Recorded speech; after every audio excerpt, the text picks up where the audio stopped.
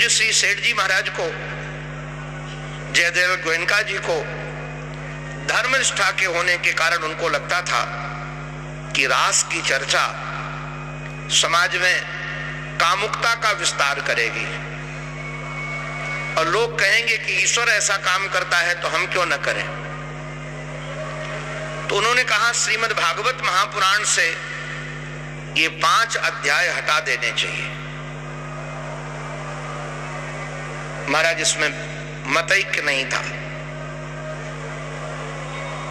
सेठ जी को अच्छा नहीं लगा, गोरखपुर छोड़ करके चूरू चले गए। कुछ दिन के लिए ये मुद्रण का काम रुक गया। काशी के विद्वानों से बड़ी बड़ी सभाएं हुई। महाराज श्री स्वयं गए और बाद में महाराज जी चूरू जाकर के सेठ जी को बोले कि जैसे किसी मूर्ति से कोई अंग भंग हो जाए तो वो खंडित मानी जाती है, फिर वो पूजा के योग्य नहीं है। ऐसे रास पंचाध्याय यदि श्रीमद् भागवत महापुराण से निकाल दिए जाएंगे तो ये प्राण शून्य ग्रंथ हो जाएगा। आप कृपा कीजिए और इसको छपने दीजिए। बहुत सारे तर्क दिए और महाराज फिर ये छपा। इतना ही आप सबसे मैं कहना चाहता हूं, ये श्रीमद् भागवत महापुराण हमारे सांवरे सलोने सरकार का से विग्रह है। इसमें प्रथम स्कंद, द्वितीय स्कंद, ये 2 चरण है भागवत भगवान के। तृतीय चतुर्थ ये गुरु है। ऐसे महाराज इस भागवत भगवान का दिव्य वर्णन है। ये 10वां स्कंद भागवत भगवान का हृदय है और 10वां स्कंद में ये रास पंचाध्यायी भागवत भगवान के 5 प्राण हैं। और इन 5 प्राणों में जो रस वर्णन है आपको क्या कहे। इसमें काम का वर्णन नहीं है जी, श्याम का वर्णन है। इसमें काम विजय नहीं, श्याम विजय है। और रास पंचाध्यायी की जो फलश्रुति है उस बात को बताती है कि जो रास पंचाध्यायी का पाठ करेगा, श्रवण करेगा, कथन करेगा, उसका हृदरोग समाप्त हो जाएगा। मैं आप लोगों के सामने एक सच्ची घटना करबद्ध प्रार्थना करके करना चाहता हूं। बहुत कम उम्र में संतों के चरणों में आ गया था। तरुणावस्था आने के पहले ही संन्यास का निर्णय ले लिया था। लाल वस्त्र ले भी लिया था, नैष्ठिक ब्रह्मचारी था। किंतु सौंदर्य चित्त को खींचता था। कोई सुंदर व्यक्ति सामने आए तो उसको बार बार देखने का मन होता था। मुझे एक दिन बहुत पीड़ा हुई। मुझे लगा कहीं ऐसा ना हो कि ये धोबी का कुत्ता न घर का न घाट का कहीं का न रहे। जीवन का ऐसा निर्णय ले लिया है और अभी जगत से वैराग्य है नहीं। हमने अपने गुरुदेव से प्रार्थना करी, सच्ची बात उनको बताई कि चित्त की समय ये स्थिति है। मैं भागवत की कथा करने लगा था। गुरुदेव बड़े गंभीर हो गए और गंभीर होकर के बोले, तो मेरे कहने से कुछ समय के लिए रास पंचाध्यायी का रोज पाठ किया करो। मैंने चालू कर दिया। 6 महीने हमने लगातार पाठ किया और एक पाठ नहीं 2 पाठ करने लगा। इस संकल्प से कि चित्त में संसार का सौंदर्य खींचे नहीं। आप लोगों को जानकर आश्चर्य लगेगा, 6 महीने में चित्त में ऐसा परिवर्तन आया। उसके बाद आज तक कभी हमारे आंखों को कोई भाया ही नहीं जिसने हमारे चित्त को चुराया हो। कभी चित्त नहीं हुआ किसी को देखने का। ये गुरुदेव के संकल्प का चमत्कार कहूं बोलता है। हम आपको क्या कहें, उस महापुरुष की कृपा से मैं बहुत बड़ा विद्वान नहीं हूं, मैं अपनी योग्यता जानता हूं, किंतु भागवत हमारे लिए सहज है। भागवत हमारा पुरुषार्थ नहीं है, भागवत हमारा परिश्रम नहीं है, अब भागवत हमारा श्वास बनता जा रहा है। उसका एकमात्र कारण इन पूज्य संतों की कृपा। तो श्री नृसिंह भगवान की कृपा श्रीधर स्वामी पाद पर, इसलिए रास पंचाध्यायी के व्याख्या में श्रीधर स्वामी पाद ने एक मंगलाचरण किया है। मैंने आज मंगलाचरण में श्लोक उठाया था, ब्रह्मादि जय संरूढ़ दर्प कंदर्प दर्प हा जयत श्रीपतिर गोपी रास मंडल मंडन। इसका भावार्थ है, एक दिन हमारे श्री कृष्ण एकांत शांत वातावरण में बैठ करके अपने अधरों पर वेणु धर करके रसीला स्वर फूंक रहे थे। वेणु का स्वर वैसे ही रसीला होता है, फिर वो स्वर यदि ईश्वर के द्वारा फूंका गया हो तो उसका रस कई गुना बढ़ जाता है चारों तरफ, क्योंकि ये वेणु प्राणवाद्य है। वेणु प्राणवाद्य है, प्राणों से बजता है। वेणु की स्वर लहरी चारों तरफ फैल रही थी। श्री कृष्ण वेणु के स्वरों को फूंक रहे थे। अत्यधिक आनंद के कारण नेत्र बंद थे। हमने देखा है कि जब आनंदातिरेक होता है तो आंखें बंद हो जाती हैं।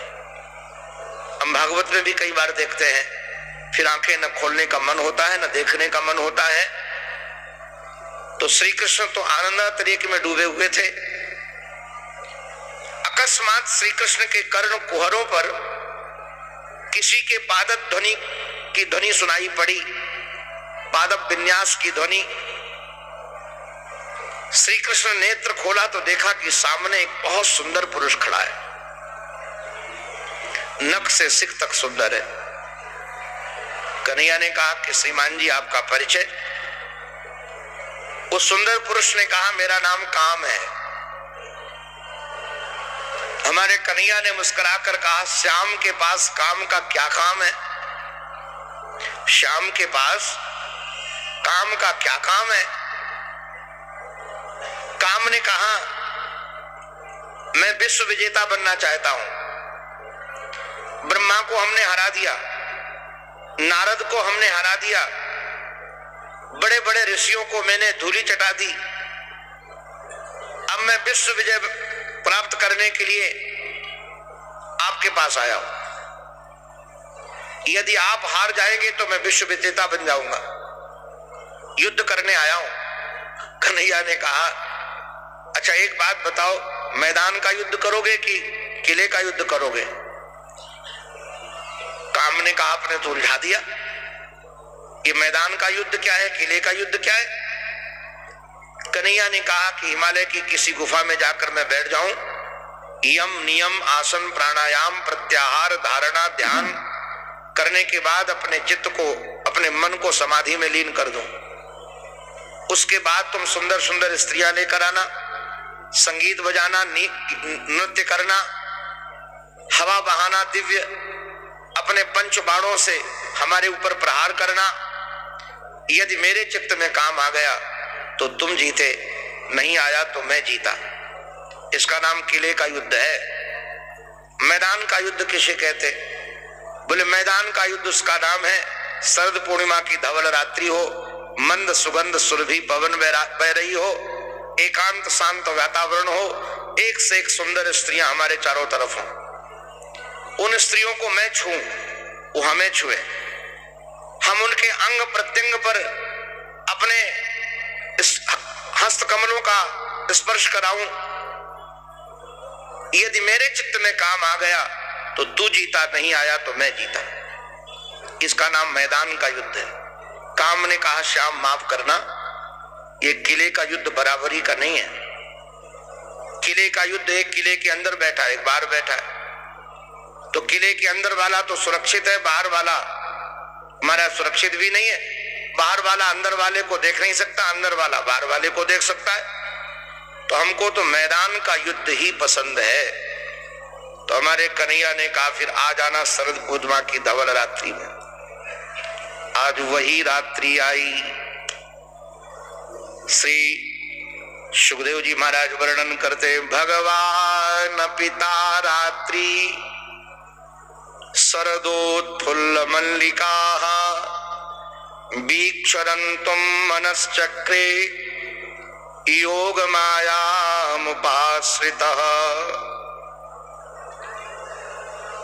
मंद सुगंध सुरभि पवन बह रही थी। भगवान ने ता रात्रि वीक्ष, ये ता बहुवचन का है, साते ता। रात्रि बहुवचन कैसे? एक रात्रि में बहुत रात्रियां। हाँ जी, ये युग युग की रात्रियां थी। सब नीली नीली साड़ी पहन कर आई थी और उसमें तारे के सितारे जड़े थे।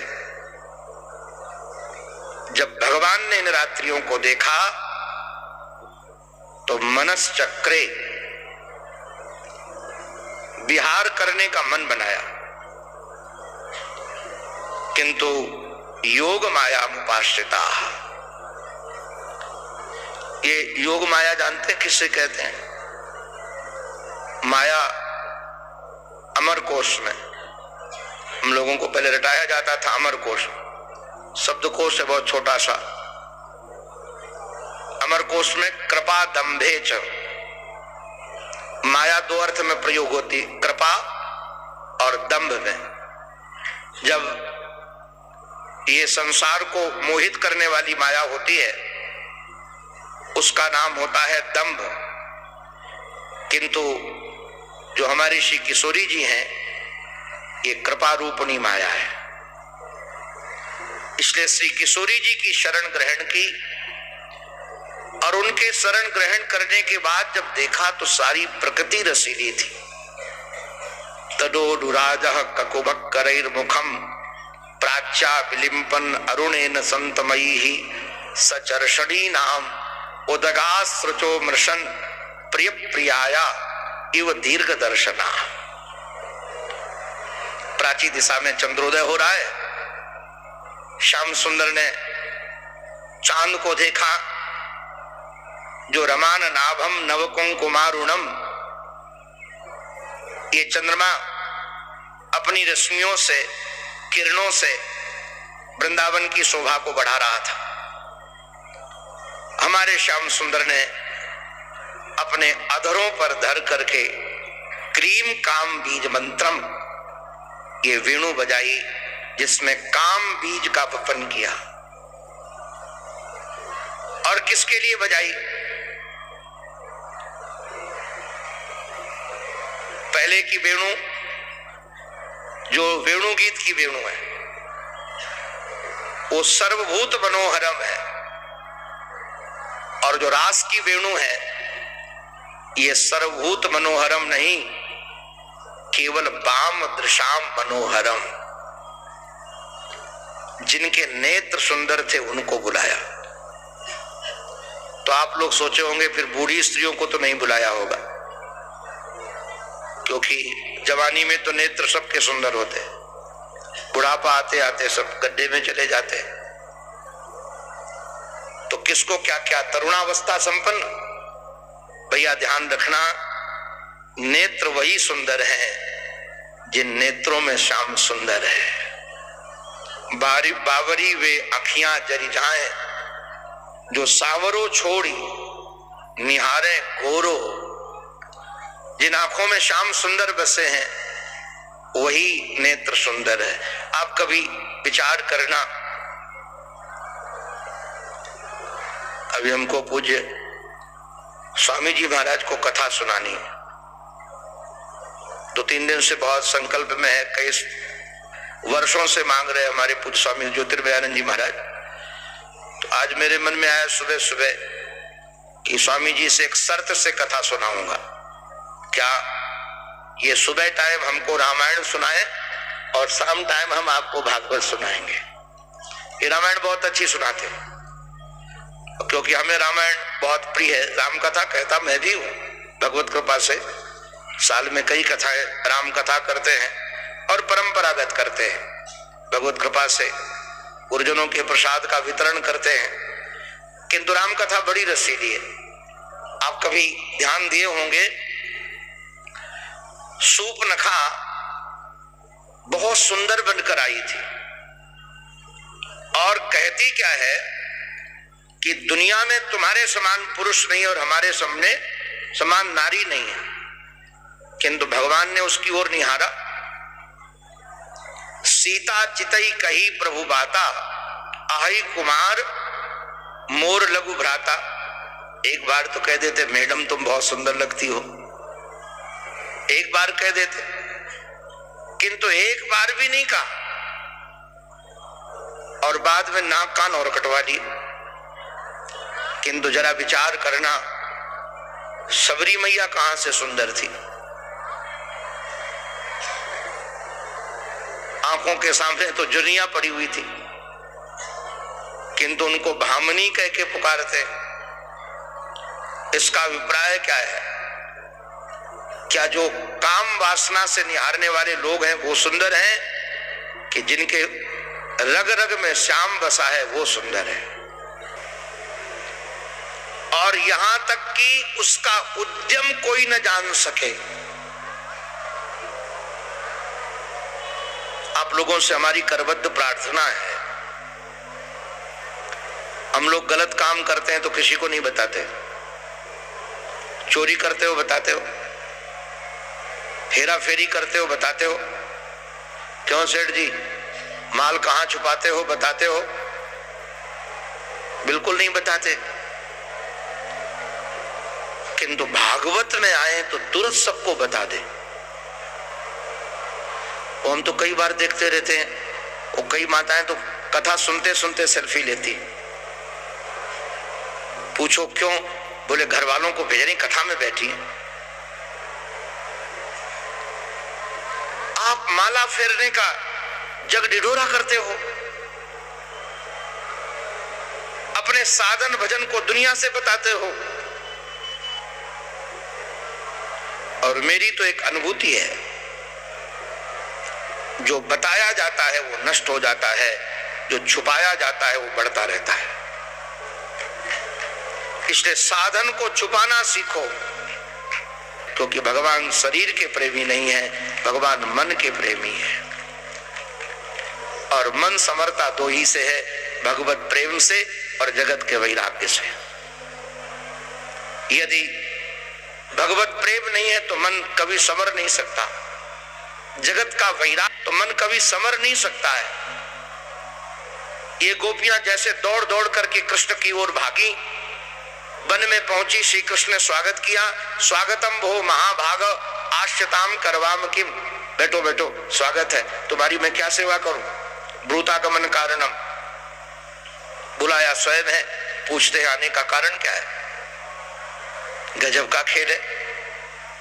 बाद में ऐसा घोर तमा वेला घोरा नाम घोर दर्शना, ये घनघोर जंगल, घनघोर रात्रि, तुम्हारी जैसी सुंदर स्त्री को ऐसे वन में आना उचित नहीं है। देखो देवियों, तुम्हारे माता पिता बंधु सखा भ्राता सब खोज रहे हैं। और देवियों कान खोलकर सुन लो, पति कैसा भी क्यों न हो, दुश्शील हो, दुर्भग हो, रोगी हो, धनहीन हो, ऐसे पति का भी परित्याग नहीं करना चाहिए। अगर ऐसे पति का भी परित्याग किया जाता है, ये लोक परलोक दोनों नष्ट हो जाते हैं। गोपियों ने कहा, श्रीमान जी एक प्रश्न पूछूं? एक देवी का पति परदेश जा रहा था और उसने अपनी पत्नी को कहा कि अभी तुम्हें रखने की वहां व्यवस्था नहीं, तुम घर में रहो। उसने कहा, मैं तुम्हारे बगैर रह नहीं सकती। तो उस पति ने अपना चित्र उनको दे दिया कि जब याद आया करे तो हमें निहार लिया करो चित्त में, इसी चित्र से बातें कर लिया करो। एक दिन कई वर्षों के बाद उसका पति आ गया। प्रातः काल का समय था। वो पति से चित्र में बातें कर रही थी, कुछ स्तुति गा रही थी। इतने में पति ने दरवाजा में खटखटाया, बिमला, ओ बिमला, बिमला। बिमला को लगा कि हमारे पति पुकार रहे हैं, दरवाजा खोलो। किंतु वो चित्र वाले पति से बात कर रही थी, आरती कर रही थी। अब धर्मशास्त्री जी बताओ, उस स्त्री को दरवाजा खोलने जाना चाहिए कि नहीं जाना चाहिए, या वह उसी चित्र वाले पति से बात करती रहे? भगवान ने कहा, भावरी हो, जब सचमुच वाला पति आ गया तो चित्र वाले की पूजा की क्या जरूरत है? गोपियों ने कहा, श्रीमान जी, जब परम पति आ गया तो ये लघुपतियों से लेने से क्या नाता है? हम परम पति के लिए, ये जगत पति के लिए इन पतियों को छोड़कर आई। कन्हैया ने कहा, देवियों, तुमको पता नहीं है, जिससे प्रेम हो जाए ना, उससे थोड़ा दूर रहना चाहिए। क्यों? अति प्रेम में मिठास, अति मिठास में कीड़े पड़ते। ज्यादा रहोगी तो सामीप्य दोष होगा। एक काम किया करो, हम गाय चरा कर आए तो दर्शन कर लिया करो, हमें निहार लिया करो, हमारी कथा सुन लिया करो। बोले किसी में मन नहीं लगता तो बोले हमारा कीर्तन कर लिया करो। एक गोपी ने कहा, श्रीमान जी, अब हमारा आपका नाता कीर्तन करने का नहीं रहा।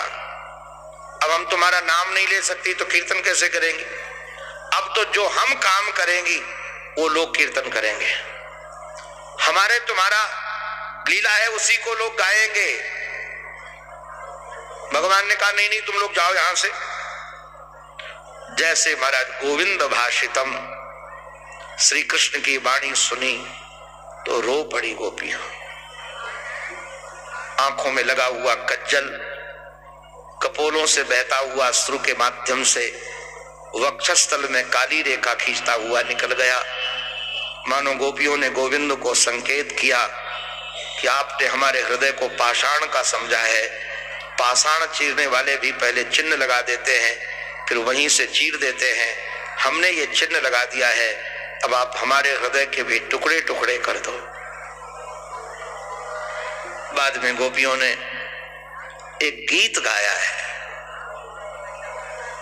गीत गाया है। ये बहुत रसीला गीत है, प्रणय गीत नाम है। आपके हृदय में प्रेम प्रकट करने वाला है, बहुत अद्भुत है। एक एक श्लोक प्रेम रस से परिपूर्ण है। मैवम विभोरहति भवान गदितुम न संशम संत्यज्य सर्व विषयांस तव पादमूलम भक्ता भजस्व दुर्वग्रह मातजास्मान देवो यथादि पुरुषो भजते मुमुक्षून्। हे कृष्ण, आप विभू हो, व्यापक हो, और यदि आप व्यापक हो तो हमारे हृदय में भी हो, और यदि मेरे हृदय में हो तो आपको पता है अब आपके बगैर जीवन नहीं है, हम मर जाएंगे, अब शरीर में प्राण ठहर नहीं पाएंगे। तो ऐसी कठोर वाणी क्यों बोलते हो जिससे हम मर जाएं? ऐसी वाणी मत बोलो। हमें ये श्लोक बहुत प्रिय है। तुलसीदास जी महाराज जैसे श्री रघुनाथ को कहते हैं, नान्य स्पृहा रघुपते हृदय स्मदीये, नान्य स्पृहा रघुपते हृदय स्मदीये, सत्यम वदामि च भवान अखिलांतरात्मा। हे रघुनाथ, मेरे हृदय में कोई स्प्रिया नहीं है, मैं सत्य बोल रहा हूं। रघुनाथ ने कहा, इसका गवाह कौन है? बोले आप ही हो, आप गवाह हो। भगवान ने कहा, मैं गवाह कैसे हूं? बोले अखिलात्मा, सबकी आप आत्मा हो, अखिलात्मा। जब सबकी आत्मा हो तो क्या तुलसी की आत्मा नहीं हो? और यदि तुलसी की आत्मा हो तो तुम्हें पता है कि मेरे हृदय में अब कोई स्प्रिया नहीं है, केवल आपका प्रेम चाहिए। भक्तिम प्रयक्ष रघु पुंगव निर्भराम में ये निर्भरा भक्ति, कामादि दोष रहितम कुरु मानसम च। आज गोपियां विभू कहती है, मैवम विभो, ऐसी कठोर वाणी मत बोलो। हे आराध्य, हे सर्वस्व, हे प्राणाधार, आपके चरणों के अतिरिक्त अब कोई अवलंबन नहीं है, कोई आश्रय नहीं है, किसी प्रकार का अवलंबन नहीं है। हम तुम्हारे चरणों के आश्रित ही संसार से सबसे संबंध काट कर आई है। संबंध काट करके ही नहीं आई, अब संबंध की दुर्गंध कभी हमारे जीवन में नहीं आएगी। मैंने इसे जड़ से उखाड़ फेंका है। प्यारे, हम तुम्हारी भक्ता हैं, भक्ता। आप लोग शायद जानते होंगे, संस्कृत भाषा में पके हुए चावलों को भक्तम बोलते हैं। उसी का अपभ्रंश होकर भात बनाया, और ये भात में, भक्तम में दो विशेषताएं जरूर होनी चाहिए। इतना न गल जाए कि हलवा बन जाए, अथवा ऐसा न हो कि चावल में अंदर कठोरपना रह जाए। चावल ऐसा बना हुआ होना चाहिए, चम्मच से लो, थाली पर ऐसे डालो तो अलग अलग हो जाए, किंतु उसमें कठोरपना भी ना हो, दबाने पर एकदम पिघल जाए। हम भक्ता हैं तुम्हारी। भक्ता का अभिप्राय क्या है? हमारे हृदय में अभिमान की कठोरता नहीं है और संसार में किसी से हमारा लगाव नहीं है। भगवान को छोड़कर यदि संसार में किसी से लगाव होगा तो व्यक्ति सच्चा भक्त होगा ही नहीं, पक्षपाती होगा। आप लोग बुरा मत मानिएगा, ये जो पैसा लेकर के सेवा करते हैं वो नौकर होते हैं, भक्त नहीं होते हैं। नौकर और भक्त में बहुत फर्क है। क्या फर्क है? नौकर भक्त में ये फर्क है, नौकर करता तो स्वामी की सेवा है, किंतु स्वामी से अर्थ लेकर के परिवार का भरण पोषण करता है, क्योंकि उसको परिवार से प्रेम है। स्वामी के तो केवल अर्थ लाभ के लिए रहता है।